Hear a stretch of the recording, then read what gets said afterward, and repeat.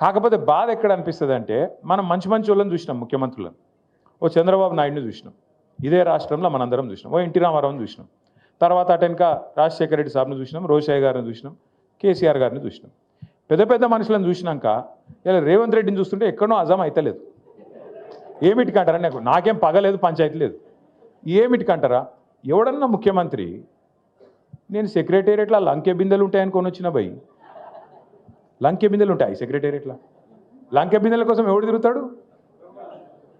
అర్ధరాత్రి తువాలలు కప్పుకొని తటపారలు పట్టుకొని తిరిగేది దొంగలు. ఎవడన్నా ముఖ్యమంత్రి లంకె బిందెలు ఉంటాయంటాడు సెక్రటేరియట్లో? గట్లున్నాడు ఈయన. రెండోది నేను అడుగుతా, ఇప్పుడు ఈ అర్రల ఈ రూమ్లో ఎవరన్నా అప్పు లేని వాళ్ళు ఉన్నారా? అప్పు ఖర్జా नहीं है सो आदमी कोई है यहाँ पे, है तो हाथ उठाओ. అప్పు లేని వాళ్ళు ఎవరు ఉన్నారమ్మా? దేదీప్యానికి ఉన్నదా లేదా? అప్పు ఉన్నది. మీ లేడీ సింగం కూడా అప్పు ఉందంట. సబ్కే పాస్ అప్పు. అప్పు లేని వాళ్ళు ఎవడు ఉన్నాడు? మా సుధీర్ అన్న కూడా ఉంది అప్పు. ఎందుకంటున్నా అంటే వెంకటేశ్వర స్వామి గుడి ఉంది రా భయ్, మా వాళ్ళకి లేక దేవుని గుడి ఉంది. కరెక్ట్ చెప్పిండు మా తమ్ముడు. అయితే ఎందుకు చెప్తున్నా అంటే అప్పు అందరికి ఉంటుంది, కానీ ఏం చేస్తాం మనం?